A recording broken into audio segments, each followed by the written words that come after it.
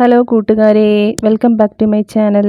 അപ്പോൾ ഞാൻ ഇന്ന് വന്നിരിക്കുന്നത് കഴിഞ്ഞ ക്ലാസ്സിലെ കണ്ടിന്യൂഷൻ ആയിട്ടുള്ള വീഡിയോ ആയിട്ടാണ്. അതായത് നമ്മൾ കഴിഞ്ഞ ക്ലാസ്സിൽ definition and nature of sociology discuss ചെയ്തിരുന്നു. അപ്പോൾ ഇന്ന് നമ്മൾ ഡിസ്കസ് ചെയ്യാൻ പോകുന്നത് സ്കോപ്പ് ഓഫ് സോഷ്യോളജിയാണ്. അപ്പോൾ എല്ലാവർക്കും എൻ്റെ പുതിയൊരു ക്ലാസ്സിലേക്ക് സ്വാഗതം. അപ്പോൾ നിങ്ങളെല്ലാവരും എൻ്റെ ചാനൽ സബ്സ്ക്രൈബ് ചെയ്യുക, ലൈക്ക് ചെയ്യുക, ഷെയർ ചെയ്യുക. എന്നാൽ മാത്രമേ ഞാനിടുന്ന പുതിയ പുതിയ ക്ലാസ്സുകൾ നിങ്ങളിലേക്ക് എത്തുകയുള്ളൂ. അപ്പോൾ നമുക്ക് ക്ലാസ്സിലേക്ക് കടക്കാം. അപ്പോൾ സ്കോപ്പ് ഓഫ് സോഷ്യോളജിയിൽ സോഷ്യോളജിയുടെ സാധ്യതകളെ പറ്റിയാണ് നമ്മൾ ചർച്ച ചെയ്യുന്നത്. അപ്പോൾ ആദ്യമായി നമ്മൾ ചർച്ച ചെയ്യുന്നത് സോഷ്യൽ പ്രോസസ്സ്, അതായത് സാമൂഹിക പ്രക്രിയകൾ. എന്തൊക്കെയാണ് സോഷ്യോളജിയുടെ സാമൂഹിക പ്രക്രിയകൾ? ഒന്ന്, സോഷ്യലൈസേഷൻ, അതായത് സാമൂഹികവൽക്കരണം. The process through which individuals learn and internalise the values, norms and behaviour of their society. വ്യക്തികൾ അവരുടെ സമൂഹത്തിൻ്റെ മൂല്യങ്ങൾ, മാനദണ്ഡങ്ങൾ, പെരുമാറ്റങ്ങൾ എന്നിവ പഠിക്കുകയും ആന്തരികമാക്കുകയും ചെയ്യുന്ന പ്രക്രിയയാണ് സാമൂഹികവൽക്കരണം. അതായത് നമുക്കറിയാം, ഒരു വ്യക്തി ഒരു സൊസൈറ്റിയിൽ അല്ലെങ്കിൽ സമൂഹത്തിൽ ജീവിക്കുമ്പോൾ അവിടെ പാലിക്കേണ്ട കുറച്ച് ധർമ്മങ്ങളൊക്കെയുണ്ട്. അതിനെയാണ് നമ്മൾ സാമൂഹിക മൂല്യങ്ങൾ, മാനദണ്ഡങ്ങൾ എന്നൊക്കെ പറയുന്നത്. രണ്ടാമത്തേത് സോഷ്യൽ ഇൻ്ററാക്ഷൻ, അതായത് സാമൂഹിക ഇടപെടൽ. ദൈനംദിന ഇടപെടലുകളും അവയിൽ നിന്ന് ഉയർന്നു വരുന്ന പാറ്റേണുകളും പഠിക്കുന്നു. അതായത് ഒരു വ്യക്തി സമൂഹത്തിൽ ജീവിക്കുമ്പോൾ ആ സമൂഹവുമായി ഇടപെടേണ്ടതുണ്ട്, അല്ലെങ്കിൽ ആ വ്യക്തിയെ ഒരു ഹ്യൂമൻ എന്ന രീതിയിൽ മാറ്റി നിർത്തപ്പെടുന്നു. അപ്പോൾ അതുകൊണ്ട് ഒരു വ്യക്തിക്ക് സോഷ്യൽ ഇൻ്ററാക്ഷൻ ആവശ്യമാണ്. ഇതാണ് സോഷ്യൽ പ്രോസസ്സിൽ വരുന്നത്. ഇനിയുമുണ്ട്, അത് നമുക്ക് അടുത്ത സ്ലൈഡിൽ നോക്കാം. അടുത്തതാണ് social change. Examine the causes and consequence of social change including technological, cultural and structural transformations. ഇത് സാമൂഹിക മാറ്റം. നമുക്കറിയാം, ഒരുപാട് സാമൂഹിക മാറ്റങ്ങൾ നമ്മുടെ സൊസൈറ്റിയിൽ ഉണ്ടായിട്ടുണ്ട്. സാങ്കേതികവും അതായത് സാംസ്കാരികവും ഘടനാപരവുമായ പ്രവർത്തനങ്ങൾ ഉൾപ്പെടെയുള്ള സാമൂഹിക മാറ്റത്തിന് കാരണങ്ങളും അനന്തരഫലങ്ങളും പരിശോധിക്കുന്നു. അതായത് കൾച്ചറിലും അതുപോലെ തന്നെ ടെക്നോളജിക്കൽ ഇന്നോവേഷൻസിൽ ഒക്കെ ഒരുപാട് മാറ്റങ്ങൾ ഉണ്ടായിട്ടുണ്ട്. അതിനെക്കുറിച്ച് പഠിക്കാൻ സോഷ്യോളജി സഹായിക്കുന്നു. അടുത്തത് സോഷ്യൽ മൂവ്മെൻറ്റ്സ്.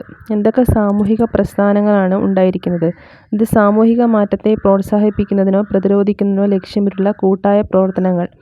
നമുക്കറിയാം, സോഷ്യൽ മൂവ്മെൻറ്റ്സിന് ഒരു കൂട്ടം വ്യക്തികൾ എന്തെങ്കിലും നേടിയെടുക്കുന്നതിന് വേണ്ടി ഒരുപാട് പ്രക്ഷോഭങ്ങളും ഒക്കെ സംഘടിപ്പിക്കാറുണ്ട്. അതിനെയാണ് നമ്മൾ സാമൂഹിക അല്ലെങ്കിൽ സോഷ്യൽ മൂവ്മെൻറ്റ്സ് എന്ന് പറയുന്നത്. അതായത് investigate collective actions aimed at promoting or resisting social change.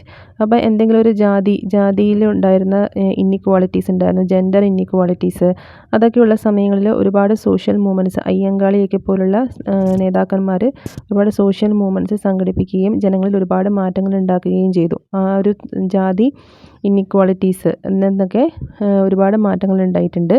അപ്പോൾ അതിനെയൊക്കെയാണ് നമ്മൾ സോഷ്യൽ മൂവ്മെൻറ്റ്സ് എന്ന് പറയുന്നത്. നമുക്കറിയാം, ഇന്ത്യയിൽ ബ്രിട്ടീഷുകാരെ തുരത്തുന്നതിന് വേണ്ടി എല്ലാവരും കൂട്ടായ്മയിലൂടെ സ്വാതന്ത്ര്യ സമരം സംഘടിപ്പിച്ചു. അതിനെ നമ്മൾ സോഷ്യൽ മൂവ്മെൻറ്റ്സ് എന്ന് പറയാറുണ്ട്. അതിനാണ് ഇതിൽ സോഷ്യൽ പ്രോസസ്സിൽ ഇത്രയൊക്കെയാണ് വരുന്നത്. അടുത്തത് സോഷ്യൽ ഇന്നിക്വാളിറ്റി അതായത് സാമൂഹിക അസമത്വം. ഇന്നിക്വാളിറ്റി എന്ന് പറഞ്ഞാൽ അസമത്വം. അതൊരു ക്ലാസ്. നമുക്കറിയാം, studies economic stratification, class systems and their effect on life changes and opportunities. അതായത് ക്ലാസ്സുകളുണ്ട് നമ്മുടെ സൊസൈറ്റിയിൽ, upper class, lower class, middle class എന്നൊക്കെ പറഞ്ഞിട്ട്. അപ്പോൾ അതൊക്കെ എന്തിനൊക്കെ ബേസ് ചെയ്തിട്ടാണ് നമ്മൾ ക്ലാസ്സസ് ആക്കിയിരിക്കുന്നത്? ഒന്നത് പ്രസ്റ്റീജ്, ജോബ്, അതുപോലെ തന്നെ വെൽത്ത്, ഇതിനൊക്കെ വെച്ചിട്ടാണ് നമ്മൾ സോഷ്യൽ ക്ലാസ്സുകളാക്കി മാറ്റിയിരിക്കുന്നത്. അപ്പോൾ അതിനെക്കുറിച്ച് പഠിക്കുന്നതിന് വേണ്ടി. പിന്നെ റേസ് ആൻഡ് എത്നിസിറ്റി, വംശവും വംശീയതയും. Examine social and ethnic identities, relations, discrimination and inequality. അപ്പോൾ വംശീയവും വംശീയതയുമായ തത്വങ്ങൾ, ബന്ധങ്ങൾ, വിവേചനം, അസമത്വം എന്നിവ പരിശോധിക്കുന്നതിനും നമ്മൾ സോഷ്യോളജിയെ ആശ്രയിക്കുന്നു. അടുത്തത് ജെൻഡർ, ഏജ്. ജെൻഡർ നമുക്കറിയാം, ജെൻഡർ ഇന്നിക്വാളിറ്റീസ് നമ്മുടെ സൊസൈറ്റിയിലുണ്ട്. അത് പണ്ട് കാലങ്ങളിൽ ഒരുപാടുണ്ടായിരുന്നു അല്ലേ? ഇപ്പോൾ കുറച്ചൊക്കെ മാറിയിട്ടുണ്ട്. ലിംഗഭേദം, ലിംഗപരമായ റോളുകൾ, അതായത് സ്ത്രീക്കും പുരുഷനും തുല്യ അവകാശമില്ലാത്ത പല കാര്യങ്ങളും ഉണ്ട്. ഇപ്പോൾ ജോബിൽ തന്നെയാണെങ്കിലും ഈക്വൽ വേജസ് കിട്ടുന്നില്ല, തുല്യ വേതനം കിട്ടുന്നില്ല. പിന്നെ അതുപോലെ തന്നെ സ്ത്രീകൾക്ക് പല ജോലികളും ചെയ്യാൻ പറ്റില്ല എന്ന് പറഞ്ഞ് അവരെ തഴയപ്പെടുന്നു. അവർക്ക് ഇപ്പോഴും ഹോം മേക്കറായിട്ട് തുടരുന്നു. എഡ്യൂക്കേഷൻ ഉണ്ടെങ്കിലും ജോലിക്ക് വിടുന്നില്ല. പിന്നെ ഡൗറി പ്രോബ്ലംസ്, അതൊക്കെ ഇതിനകത്ത് വരുന്നുണ്ട്. ഇപ്പോൾ ലിംഗപരമായ റോളുകൾ, ബന്ധങ്ങൾ, ജീവിതത്തിൻ്റെ വിവിധ വംശങ്ങൾ, വശങ്ങളിൽ ലിംഗഭേദം ചെലുത്തുന്ന സ്വാധീനം എന്നിവ പരിശോധിക്കുന്നു. Okay, look at gender roles, relations and the impact of gender on various aspect of life. Next one, age, പ്രായം. Investigate age related issues, generational differences and the sociology of ageing. ഇത് പ്രായവുമായി ബന്ധപ്പെട്ട പ്രശ്നങ്ങൾ, തലമുറ വ്യത്യാസങ്ങൾ, വാർദ്ധക്യത്തിൻ്റെ പ്രശ്നങ്ങൾ എന്നിവ അന്വേഷിക്കുന്നു. അതായത് നമുക്കിപ്പം വയസ്സായ ആൾക്കാർക്ക് എന്തൊക്കെ അവകാശങ്ങളുണ്ട്, അത് എങ്ങനെയൊക്കെ അവർക്ക് നിഷേധിക്കപ്പെടുന്നു, അല്ലെങ്കിൽ എങ്ങനെയൊക്കെ അവർക്ക് നേടിയെടുക്കാൻ സാധിക്കും, എങ്ങനെയുള്ള സ്റ്റഡീസും സോഷ്യോളജിയുടെ ഭാഗമായിട്ടാണ് ചെയ്യുന്നത്. ഇത്രയാണ് വരുന്നത്. അടുത്തതായിട്ട് വരുന്നത് കൾച്ചറാണ്. കൾച്ചർ എന്ന് പറഞ്ഞാൽ സംസ്കാരം, അതായത് നോംസ് ആൻഡ് വാല്യൂസ്, മാനദണ്ഡങ്ങളും മൂല്യങ്ങളും. Studies the shared expectations and believes that guide behaviour in a society. ഒരു സമൂഹത്തിലെ പെരുമാറ്റത്തെ നയിക്കുന്ന പങ്കിട്ട പ്രതീക്ഷകളും വിശ്വാസങ്ങളും പഠിക്കുക. ഇപ്പം നമുക്കറിയാം, നമ്മുടെ വാല്യൂസ് അങ്ങനെയുള്ള കാര്യങ്ങളൊക്കെ നമ്മൾ ഒരു ജനറേഷനിൽ നിന്ന് മറ്റൊരു ജനറേഷനിലേക്ക് ട്രാൻസ്ഫർ ചെയ്യുന്നുണ്ട്. ഇപ്പം ഇന്ത്യയുടെ മൂല്യങ്ങളായിരിക്കില്ല ഓസ്ട്രേലിയയുടെ മൂല്യങ്ങൾ എന്ന് പറയുന്നത്, അതുപോലെ ബ്രിട്ടനിലെ വാല്യൂസ് എന്ന് പറയുന്നത്. ഓരോ രാജ്യത്തും ഓരോ ഡിഫറെൻറ്റ് തരത്തിലുള്ള വാല്യൂസ് ഉണ്ടായിരിക്കും, മൂല്യങ്ങൾ ഉണ്ടായിരിക്കും. അത് സോഷ്യോളജിയിലൂടെ മാത്രമേ നമുക്ക് ട്രാൻസ്ഫർ ചെയ്യാൻ പറ്റൂ, അല്ലേ? ഒരു ഹ്യൂമണിൽ നിന്ന് മറ്റൊരു ഹ്യൂമണിലേക്ക് ട്രാൻസ്ഫർ ചെയ്യണമെങ്കിൽ അത് സൊസൈറ്റിയിലൂടെ നമുക്ക് ട്രാൻസ്ഫർ ചെയ്യാൻ പറ്റും. പിന്നെ സിംബൽസ് ആൻഡ് ലാംഗ്വേജ്, അതായത് ആശയവിനിമയത്തിന് വേണ്ടി നമ്മൾ സിംബൽസ് ഉപയോഗിക്കാറുണ്ട്. Examines the role of symbols and language in communication and social cohesion. അതായത് ആശയവിനിമയത്തിനും സാമൂഹിക ഐക്യത്തിനും ചിന്തകളുടെയും ഭാഷകളുടെയും പങ്ക് പരിശോധിക്കുന്നു. അതും ഇതിൻ്റെ കൾച്ചറിൻ്റെ ഭാഗമായിട്ട് വരുന്നതാണ്. അടുത്തത് സബ് കൾച്ചേഴ്സ്, ഉപസംസ്കാരങ്ങൾ. Look at distinct cultural groups within a large society including their values, norms and practices. അതായത് ഒരു വലിയ സമൂഹത്തിനുള്ളിലെ അവരുടെ മൂല്യങ്ങൾ, മാനദണ്ഡങ്ങൾ, സമ്പ്രദായങ്ങൾ എന്നിവയുൾപ്പെടെ വ്യത്യസ്ത സാംസ്കാരിക ഗ്രൂപ്പുകളെ നോക്കുന്നു. അതായത് ഒരു വലിയ ഒരു സമൂഹത്തിനുള്ളിൽ, ഇപ്പോൾ നമ്മളൊരു കൺട്രി എടുക്കുകയാണെങ്കിൽ ആ കൺട്രിക്കുള്ളിൽ തന്നെ, ഇപ്പോൾ ഇന്ത്യ ആണെങ്കിൽ ഒരുപാട് സംസ്കാരങ്ങളുണ്ടല്ലേ, ഒരുപാട് ഡിഫറെൻറ്റ് ലാംഗ്വേജസ് ഉണ്ട്, ഡിഫറെൻറ്റ് സംസ്കാരങ്ങളൊക്കെ ഉണ്ട്. അതുപോലെ നമ്മൾ മറ്റൊരു രാജ്യം എടുത്തു കഴിഞ്ഞാൽ ചിലപ്പോൾ അവിടെ എല്ലാവർക്കും ഒരേ സംസ്കാരം ഉണ്ടായിരിക്കും. അപ്പോൾ അതിനുള്ളിൽ കാണുന്ന കുഞ്ഞു കുഞ്ഞു സംസ്കാരങ്ങൾ നമ്മൾ സബ് കൾച്ചേഴ്സ് എന്ന് പറയുന്നു. അടുത്തതാണ് സോഷ്യൽ ഇൻസ്റ്റിറ്റ്യൂഷൻസ്, സാമൂഹിക സ്ഥാപനങ്ങൾ. അതിൽ ഹെൽത്ത് കെയർ വരുന്നുണ്ട്. ഹെൽത്ത് കെയർ എന്ന് പറഞ്ഞാൽ studies the organisation of health care system, health disparities and the social determination of health. അതായത് ആരോഗ്യ സംരക്ഷണ സംവിധാനങ്ങളുടെ സംഘടന, ആരോഗ്യ അസമത്വങ്ങൾ, ആരോഗ്യത്തിൻ്റെ സാമൂഹിക നിർണായക ഘടകങ്ങൾ എന്നിവ പഠിക്കുന്നു. നമുക്കറിയാം, നല്ലൊരു ഹെൽത്തി ആയിട്ടുള്ളൊരു സൊസൈറ്റി ഉണ്ടായാൽ മാത്രമേ ഹെൽത്തി ആയിട്ടുള്ളൊരു കമ്മ്യൂണിറ്റി അല്ലെങ്കിൽ ഹെൽത്തി ആയിട്ടുള്ളൊരു സംസ്ഥാനം, ഹെൽത്തി ആയിട്ടുള്ളൊരു കൺട്രി ഉണ്ടാവുള്ളൂ. അപ്പോൾ ഹെൽത്ത് കെയറിന് വളരെ പ്രാധാന്യമുണ്ട്. അതും സോഷ്യോളജിയുടെ ഭാഗമായിട്ട് നമ്മൾ പഠിക്കുന്നുണ്ട്. Law and criminal justice. അപ്പോൾ ഈ ലോയും ക്രിമിനൽ ജസ്റ്റിസൊക്കെ എന്തിനാണ് നമ്മൾ രാജ്യത്ത് ഉണ്ടായിരിക്കുന്നത്? അത് ഓരോ വ്യക്തികളുടെ നിയമത്തിൽ നിന്ന് രക്ഷിക്കാൻ, അല്ലെ ഓരോ വ്യക്തികൾക്ക് നീതി കിട്ടുവാനും അതുപോലെ തന്നെ ക്രിമിനലുകളായ ആൾക്കാർക്ക് ശിക്ഷ കിട്ടാനുമാണ്. അതും സോഷ്യോളജിയായിട്ട് വളരെ റിലേറ്റ് ചെയ്തിരിക്കുന്നു. നിയമവും ക്രിമിനൽ നീതിയും, നിയമ സംവിധാനങ്ങൾ, കുറ്റകൃത്യങ്ങൾ, വ്യതിയാനം, നീതിയുടെ ഭരണം എന്നിവ പരിശോധിക്കുന്നു. അതും സോഷ്യോളജിയായിട്ട് വളരെ റിലേറ്റ് ചെയ്തിരിക്കുന്ന ഒരു ടോപ്പിക്കാണ്. പിന്നെ media, analyse the role of media in shaping public opinion, culture and social norms. നമുക്ക് വ്യത്യസ്തമായ മീഡിയാസ് ഉണ്ട് നമ്മുടെ സൊസൈറ്റിയിൽ. ഒന്ന് ടെലിവിഷൻ ഉണ്ട്, സോഷ്യൽ മീഡിയാസ് ഉണ്ട്, അല്ലേ? അപ്പോൾ ഇതിനൊക്കെ നമ്മൾ എന്തിനാണ് യൂസ് ചെയ്യുന്നത്? നമ്മളുടെ ഒപ്പീനിയൻ നമുക്ക് പബ്ലിക്കലി പോസ്റ്റ് ചെയ്യാം, കമൻറ്റ് ചെയ്യാം, അല്ലെ? നമുക്ക് ആവശ്യമായ പോസ്റ്റുകൾ ഷെയർ ചെയ്യാം, ലൈക്ക് ചെയ്യാം. അപ്പോൾ അതൊക്കെ എന്താണ്? മാധ്യമങ്ങൾ എന്ന് പറയുന്നത് പൊതുജന അഭിപ്രായം ജനങ്ങളിലേക്ക് എത്തിക്കാനും നീതി നടപ്പിലാക്കാനും സഹായിക്കുന്നവയാണ്. സാമൂഹിക മാനദണ്ഡങ്ങൾ, സംസ്കാരം എന്നിവ രൂപപ്പെടുന്നതിൽ മാധ്യമങ്ങളുടെ പങ്ക് വിശകലനം ചെയ്യുന്നു. അതൊക്കെ സോഷ്യോളജിയുടെ ഭാഗമായിട്ട് വരുന്ന കാര്യങ്ങളാണ്. അടുത്തതാണ് സാമൂഹിക സംവിധാനങ്ങൾ.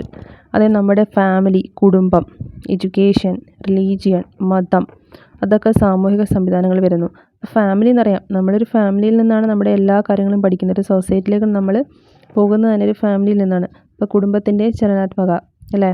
എക്സാമിൻ ഫാമിലി ഡൈനാമിക്സ്, മാരേജ്, വിവാഹം, പാരൻറ്റിങ്, രക്ഷകർത്തം, അതുപോലെ തന്നെ കിങ്ഷിപ്പ് സിസ്റ്റം, അതായത് ബന്ധുത്വ സംവിധാനങ്ങൾ എന്നിവ പരിശോധിക്കുന്നു. പിന്നെ education, studies the role of educational institutions and their impact on socialisation and social mobility. അപ്പോൾ വിദ്യാഭ്യാസ സ്ഥാപനങ്ങളുടെ പങ്കും സാമൂഹികവൽക്കരണത്തിലും സാമൂഹിക ചലനാത്മകതയിലും അവ ചെലുത്തുന്ന സ്വാധീനവും പഠിക്കുന്നു. നമ്മൾ ഓരോ എഡ്യൂക്കേഷൻ ഇൻസ്റ്റിറ്റ്യൂഷനും നമ്മൾ ഒരുപാട് കാര്യങ്ങൾ, പുതിയ പുതിയ കാര്യങ്ങൾ പഠിക്കുന്നുണ്ട്, പുതിയ കോഴ്സ് ചെയ്യുന്നുണ്ട്. ഇതൊക്കെ ചെയ്യുന്നത് ജോലിക്ക് വേണ്ടിയാണ്, അല്ലേ? അപ്പോൾ അത് അതിനകത്ത് വരുന്നുണ്ട്. പിന്നെ റിലീജിയൻ, റിലീജിയനിൽ investigate religious institutions, belief, practice and social സ്ട്രക്ചേഴ്സിൽ വരുന്ന കാര്യമാണ് എക്കണോമി, സമ്പദ് വ്യവസ്ഥ. Analyse economic system, work and relationship between economic and social change. നമുക്കറിയാം എക്കണോമിക്സ് സോഷ്യോളജിയായിട്ട് ലിങ്ക് ചെയ്തിരിക്കുന്ന ഒരു സബ്ജക്റ്റാണ്.